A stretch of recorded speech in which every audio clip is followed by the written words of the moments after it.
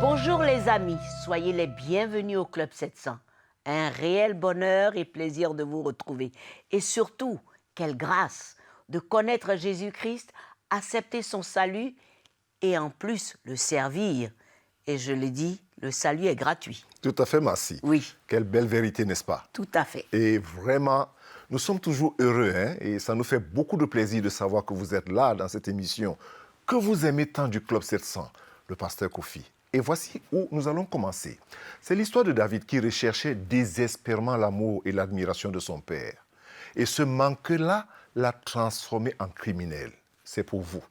Et suivez. C'était ancré en moi de toujours vouloir gagner. Tu ne peux pas perdre. Cette volonté de gagner de David Abidian lui venait de son père, un entraîneur et champion international de plongeon qui l'a poussé à viser le meilleur. J'étais co-capitaine de l'équipe de lutte et quand je rentrais à la maison, il me disait « Comment ça a été ?» Je répondais « Bien, je l'ai battu. » Il demandait « À quel round ?» Au deuxième round. « Tu l'as laissé se relever au premier round ?» Son père n'était pas le seul qu'il cherchait à impressionner. Restant toujours à l'écart de tous, il mesurait sa valeur en fonction de ce que les autres avaient. S'ils avaient une copine, s'ils avaient une voiture ou autre chose, ils étaient acceptés parce qu'ils avaient ces choses. Je voulais aussi ces choses. Mais une fois que je les avais, elles n'avaient plus d'importance pour moi. Alors il me fallait autre chose. Durant l'université, il a eu plusieurs emplois pour essayer de se maintenir au niveau de ses pairs. Il avait de l'argent, mais il n'avait pas le temps d'en profiter. Cela eut pour effet de l'isoler davantage et il est devenu amer. Je manquais constamment de distraction. Je manquais tout ce qui était palpitant. Je ne me sentais pas accepté. Et je pensais en moi-même, les autres jeunes reçoivent de l'argent de leurs parents pour sortir et faire toutes ces choses. Moi, je dois travailler. Et c'est à ce moment-là que tout a basculé. Je suis le gars qui fait tout correctement et ça ne fonctionne pas. Alors j'ai dit, ça suffit. Les bons gars terminent dernier.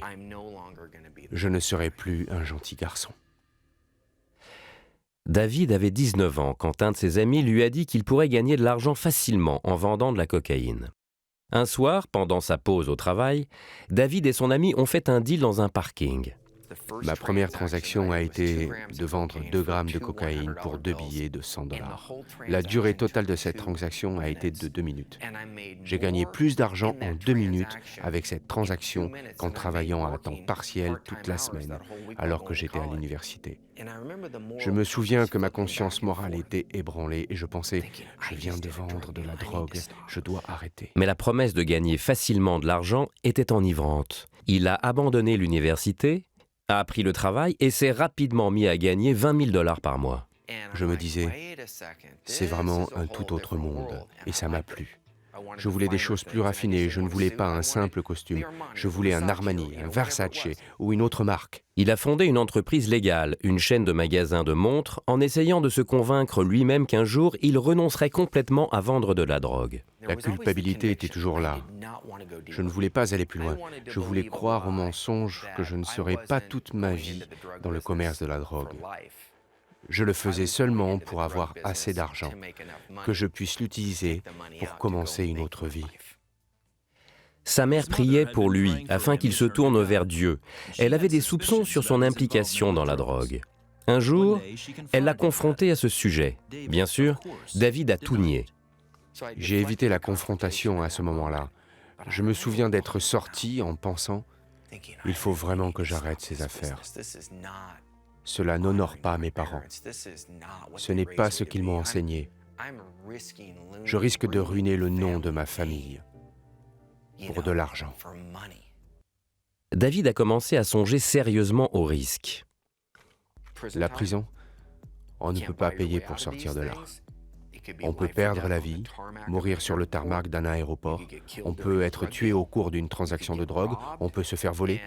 Et je me rappelle avoir pensé, ce n'est plus amusant. Je veux arrêter.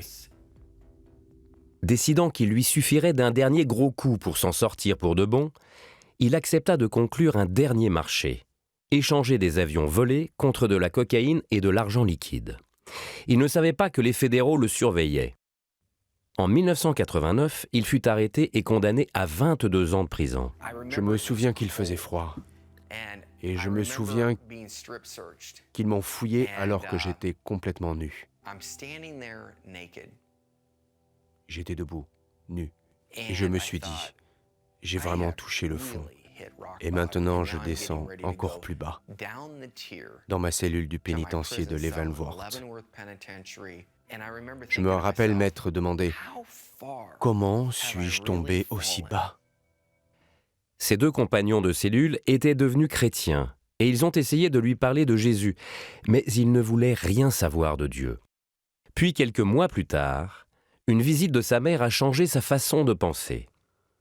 Ma mère m'a regardé et elle m'a dit, « Oh mon fils, tu ressembles à une victime de l'Holocauste. » J'ai pensé, je suis vraiment tombé au plus bas niveau de la dégradation.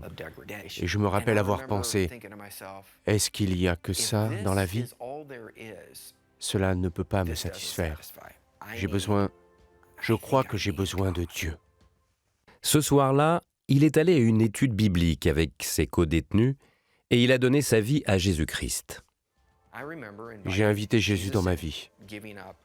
Je lui ai cédé ma volonté en échange de la sienne. J'ai fait cet échange. Je savais qu'il allait pardonner mon passé et me donner une nouvelle ardoise propre. Et je savais que mon engagement était une alliance. Et après avoir fait cette prière, je savais que j'étais différent intérieurement. David a fondé un ministère chrétien en prison alors qu'il purgeait sa peine de 20 ans. Aujourd'hui, il est orateur et pasteur d'un ministère en ligne. Lui et son épouse, Johanna, travaillent ensemble pour aider les gens à trouver la paix et l'espoir. Quand nous donnons vraiment tout au Seigneur, il le prend et nous donne tout de lui en retour. Oui, c'est triste, Massi. Hein? Et des histoires comme ça, il y en a des milliers partout. Oui, partout dans le monde. Oui, un manque d'amour et la vie s'arrête et l'avenir est... Basculer de l'autre côté. Oui, basculer complètement. De l'autre côté. En fait, certains manquements dans la vie causent vraiment beaucoup de torts et des graves dégâts hein, dans la vie des enfants aujourd'hui.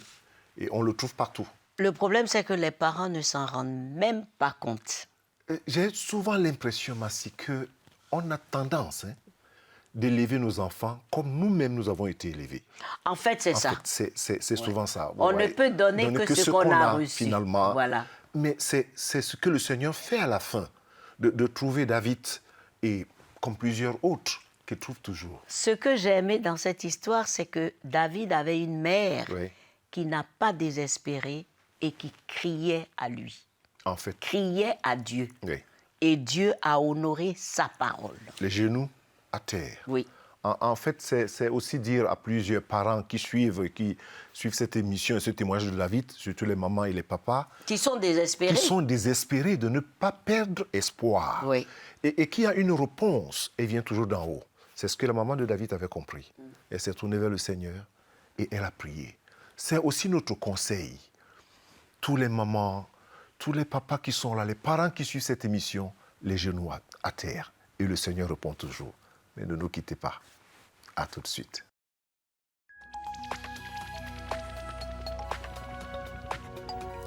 Si vous avez des questions spirituelles, des besoins de prière ou même si vous avez besoin de conseils, n'hésitez pas à nous contacter aujourd'hui à cette adresse ou au numéro suivant.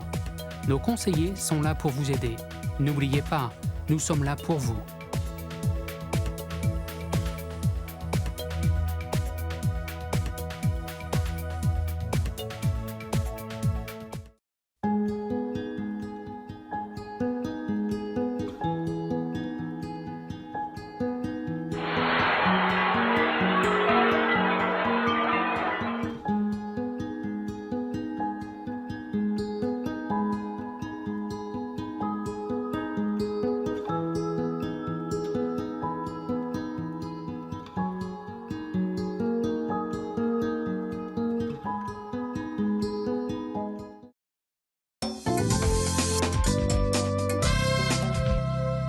Bienvenue au Club 700. Je vous amène en Ouganda, dans le village de Teko, où il y avait de gros problèmes pour toute la communauté. Regardez.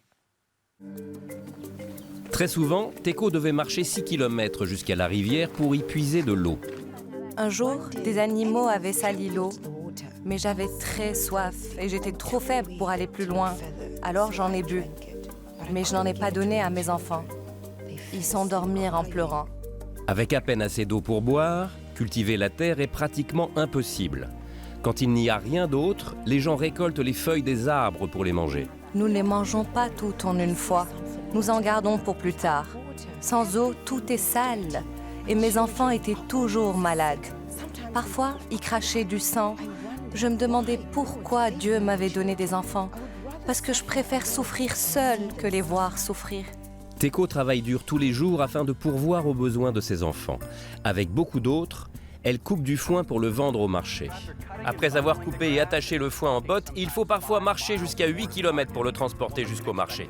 Une femme peut alors s'attendre à vendre une botte de foin pour 30 cents, le prix d'une poignée de tomates. Un jour, personne n'a acheté mon foin.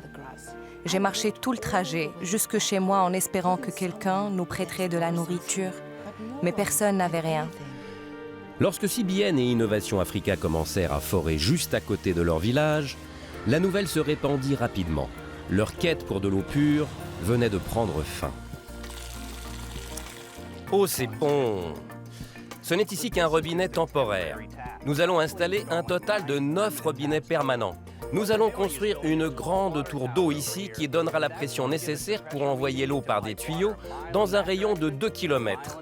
Ainsi, 5000 personnes dans 3 villages pourront tous avoir de l'eau fraîche et pure à quelques pas de chez eux. Dieu vous a envoyés pour nous porter secours. C'est la première fois de ma vie que je peux avoir de l'eau si facilement.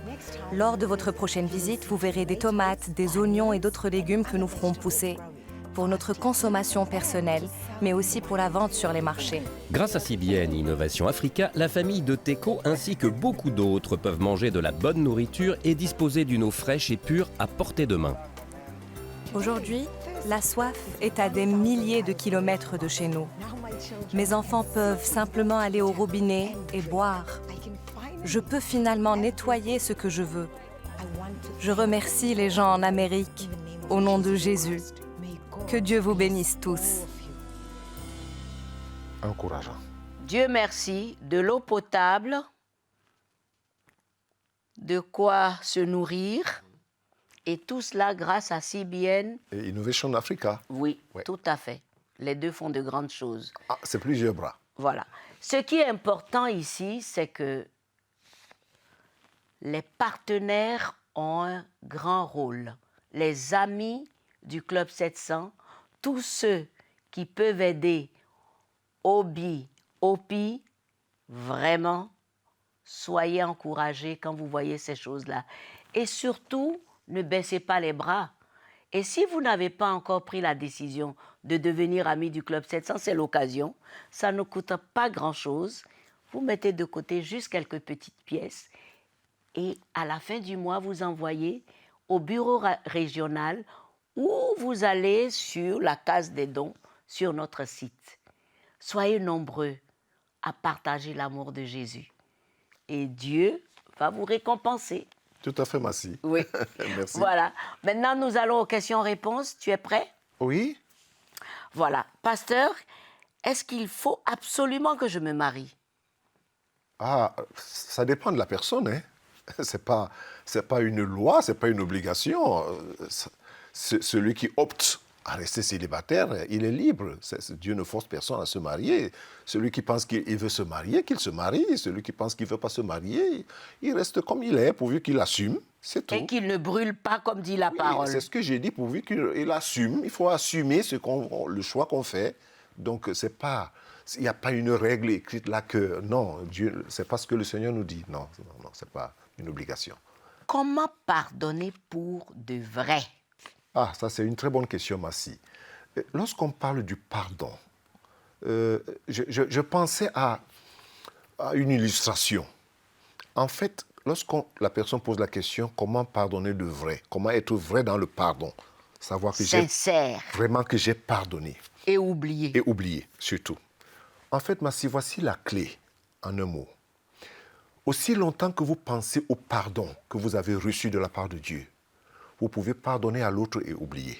Oh, j'aime ça.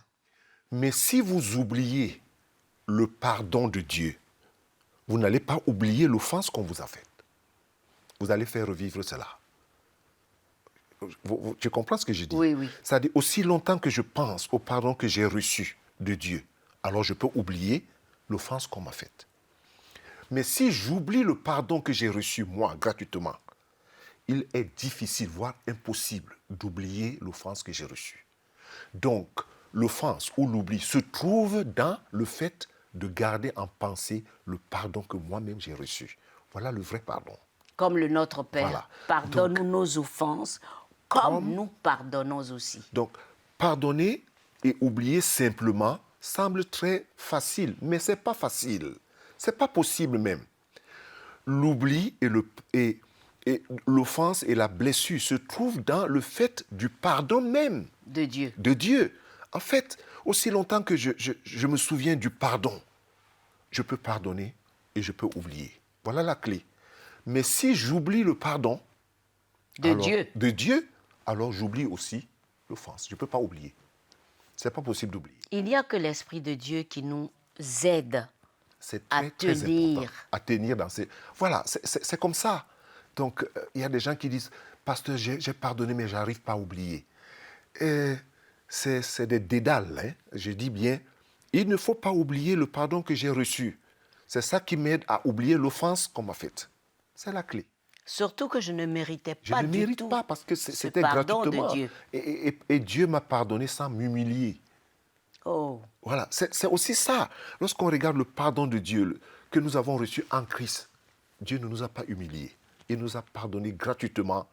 Et quand il y a le pardon sans se sentir humilié, on se sent restauré, on se sent revivre. C'est ça la clé du pardon.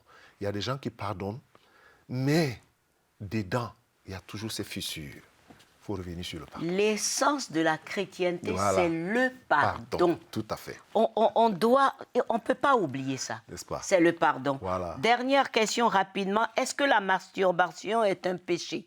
Oui, Massi, c'est un péché, même si aujourd'hui, les scientifiques veulent dire certaines choses concernant la masturbation. Ça reste toujours quelque chose qui fait du mal à soi-même, dans son esprit. C'est un péché. Merci, pasteur. Les amis, n'oubliez pas d'envoyer vos questions.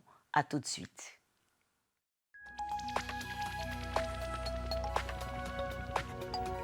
Si vous avez des questions spirituelles, des besoins de prière ou même si vous avez besoin de conseils, n'hésitez pas à nous contacter aujourd'hui à cette adresse ou au numéro suivant.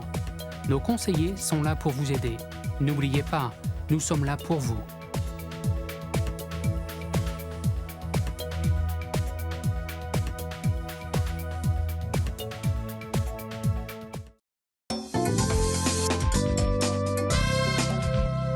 Bienvenue à votre émission préférée. Eh bien, moi, cette histoire m'a vraiment touchée. C'est Cody, qui enfant était très, très malheureux. Il était obligé de fuir de la maison à 13 ans. 13 ans pour vivre dans la rue et cela a duré 52 ans. Oui, 52 ans. Regardez son terminus. Dans les ruelles de Las Vegas, il n'est pas rare de voir la voiture de Cody Huff traversant les quartiers, s'arrêtant là où se trouvent des sans-abri ayant besoin de nourriture. Hey, mon frère, comment vas-tu? Bien. Tu veux de l'eau? Il organise cette banque alimentaire dans son garage pour aider les gens qui sont comme lui étaient il y a 13 ans. Je sais ce que c'est d'avoir faim. Et quand quelqu'un se soucie de vous et vous montre l'amour de Christ, cela touche quelque chose au fond de vous. Comme tous ceux qui vivent dans la rue, Cody a une histoire. La sienne débute en Californie du Nord. J'ai grandi dans une famille avec beaucoup de violence. J'ai commencé à fuguer à l'âge de 13 ans. Entendre chaque jour qu'on ne voulait pas de moi et que ma mère souhaitait ne jamais m'avoir eu était un sentiment horrible. Je me sentais indésirable, mal aimé et ce genre de choses. J'intériorisais tout cela. Puis je me suis mis à me droguer pour masquer ces émotions. Cody a passé une grande partie de son adolescence en faisant l'aller et retour au tribunal des mineurs. Puis après avoir abandonné l'école secondaire, il a déménagé à Monterey où il a vécu avec un groupe de hippies. J'avais le sentiment d'avoir un groupe de gars autour de moi qui me protégeait quoi qu'il arrive. J'avais l'impression de compter. Je ressentais de l'amour, de l'acceptation, de l'amour et de l'acceptation. Il s'est également mis à vendre de la cocaïne. Je pouvais sortir et acheter tout ce que je voulais. Mais ce n'est pas le bonheur. Cela ne te rend heureux qu'un instant. Des 27 années qui ont suivi, Cody en a passé beaucoup en prison. Il a également développé une dépendance à l'héroïne. Les drogues prennent le contrôle. Elles dominent vos pensées, vos émotions. Un drogué fera tout pour avoir de la drogue. Vraiment tout. Espérant qu'un changement de décor l'aide à briser le cycle de l'addiction, Cody a déménagé à Las Vegas et a arrêté de se droguer. Mais il a rapidement découvert le crack et s'est retrouvé à la rue. Je ne me sentais même pas moi-même. Je ne me nourrissais même pas. Je faisais les poubelles pour manger. J'imaginais me jeter devant des bus et ce genre de choses. As-tu besoin de prière aujourd'hui? Je ne voulais plus vivre comme cela. Je n'avais pas d'amour-propre. Un jour, je suis même allé à l'hôpital psychiatrique pour essayer d'être interné. J'ai dit « Je suis drogué, je suis fou. S'il vous plaît, aidez-moi » Et ils ont répondu « Pars d'ici ou on appelle la police. » Cela faisait presque un an qu'un autre sans-abri lui avait parlé d'une église où il pouvait avoir gratuitement de la nourriture et une douche chaude. C'est là que Cody a rencontré Michelle, l'une des membres de l'église. Il est entré dans la pièce où nous étions. Nous faisions une étude biblique. Elle a dit « Cody, on dirait que tu as besoin que quelqu'un te prenne dans les bras. » Et j'ai dit « Oh non, ne t'approche pas de moi, je sens trop mauvais. » « Non, tu ne sens pas mauvais. » Et elle m'a pris dans ses bras. Et j'ai dit, tu sais, Jésus t'aime. Alors, j'ai vu l'amour de Christ dans ses yeux. C'était une honnêteté totale, avec un amour entier. Cody a commencé à aller à l'église, où il a été accepté à bras grands ouverts. Ils ne m'ont pas traité comme si je n'étais personne, comme si je ne comptais pas. Ils m'ont montré de l'amour, ils m'ont montré de la grâce, ils m'ont montré de la miséricorde. Un soir, il est rentré dans sa maison improvisée, au beau milieu de buissons, et a prié. Voici l'endroit. J'ai dit, Seigneur Jésus, je me repens de mes péchés, je te supplie de me pardonner. Et je me suis mis à nommer tous les péchés dont je pouvais me rappeler à ce moment-là. Et j'ai prié pendant peut-être 30 minutes.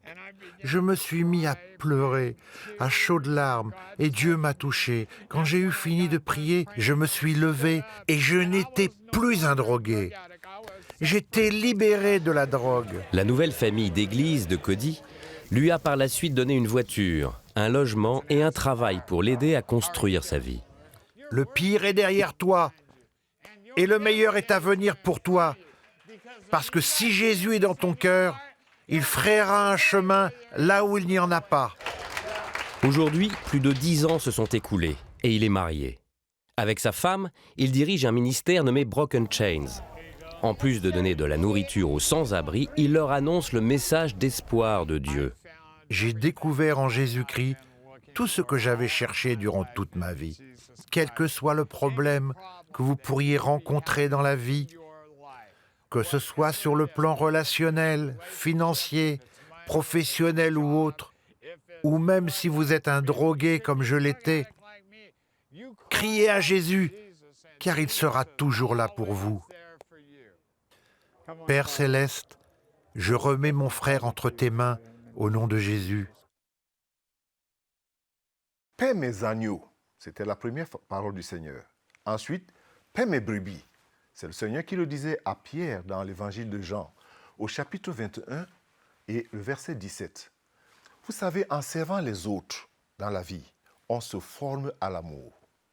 Et l'amour de Dieu et en Dieu n'est pas un sentiment qui grandit et se forme peu à peu. Non, c'est son essence même, puisque Dieu est amour. Le Saint-Esprit nous unit à Dieu afin que son amour se manifeste en nous. Mais ce n'est pas tout.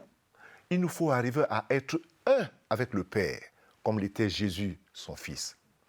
C'est cette unité de Jésus avec son Père qui s'est manifestée en ceci, que Dieu l'a envoyé sur la terre pour être sacrifié à notre place. Et comme il le dit, comme le Père m'a envoyé, disait Jésus, moi aussi, je vous envoie. Vous savez, les amis, le plan de Dieu n'est pas seulement de rendre les hommes bons, mais de les rendre bons à quelque chose. C'est très important. Pierre il s'est rendu compte que grâce à la question pénétrante et douloureuse que le Seigneur lui posait, de son amour pour lui, il faut qu'il dépense cet amour au service des autres. Il ne s'agit pas seulement de se répandre en exclamation ou en cri d'enthousiasme. « Paix mes brebis », disait le Seigneur. L'amour de Dieu est inlassable. Et notre amour aussi doit l'être, s'il prend sa source en Dieu. Mon amour, votre amour doit prendre sa source en Dieu. Parce que Dieu, dans son amour, il ne fait point exception de personne. Tous les individus, si différents qu'ils sont pareils aux yeux de Dieu. Tous. Et même toi qui suis cette émission en ce moment. Tu as vu le terminus de cet homme, 52 ans dans la rue. Où est-ce qu'il a atterri? Dieu l'a récupéré. Je veux que Dieu te récupère aussi. Alors donne-moi un peu de ton temps encore pour prier. Et de répéter cette prière.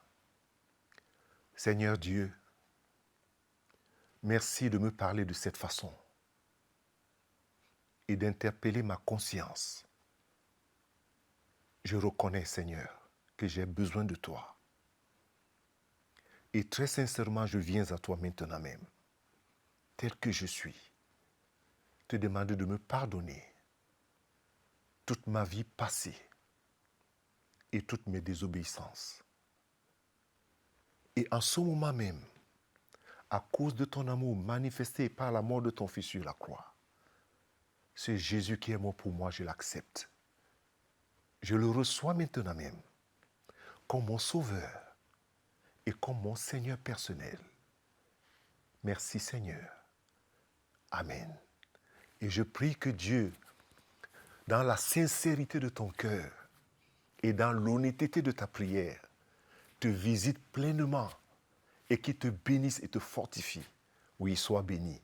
Nous aussi, on t'aime dans le Club 700. Massi et moi, n'est-ce pas? Absolument. Merci. Amen, pasteur. Eh bien, chers amis, si vous avez prié avec le pasteur, n'hésitez pas à nous envoyer un petit mot et soyez surtout fortifiés. Et si vous avez besoin de prière, n'hésitez pas. Vous avez les coordonnées, nos sites, Facebook.